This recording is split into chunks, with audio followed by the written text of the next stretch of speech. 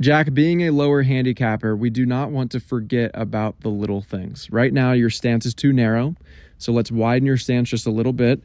I want you to tilt your upper body further away from the target and bump your lead hip toward the target. I want 55% of your weight on your lead side and 45% of your weight on your trail side. You can see your upper body's kind of stacked on top of your lower body there. The other thing, your grip is very weak.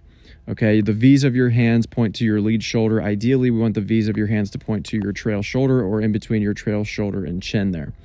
Okay, when you have a weaker grip, that will promote more of an open club face throughout your golf swing, which we would have to compensate for, like bowing your lead wrist or doing something like that, which we don't want to make compensations in your golf swing. All right, so let's hop over to the down the line view. I'm going to show you a few things that I see from there. All right, Jack, so from this down the line view, again, you have a very nice swing. You can see that you're a better player.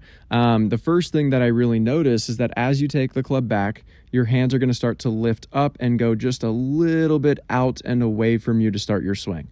Okay, that is going to cause you halfway back to get a little bit too shallow or flat where the shaft would look outside of the golf ball. Now, when you get too shallow or flat, typically what we would see is at the top of your golf swing and in transition, you would come down a little bit steeper. However, what you do to kind of counteract this is you tend to drop your hands and arms down instead of taking a beeline down with your hands to the ball.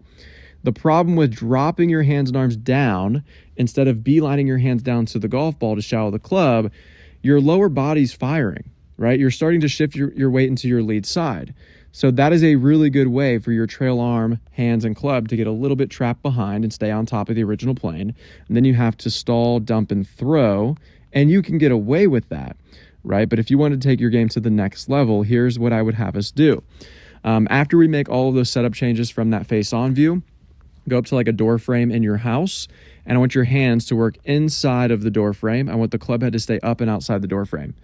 Okay, right now your hands are going to work out and away from you, and you can see the club head would get behind the door frame, right? This is going to help you create a little bit more depth and get you a little bit steeper halfway back with the shaft instead of too shallow or flat. From there, at the top of your swing, we would not have to make this compensation. We can just beeline our hands down to the golf ball and shallow the club.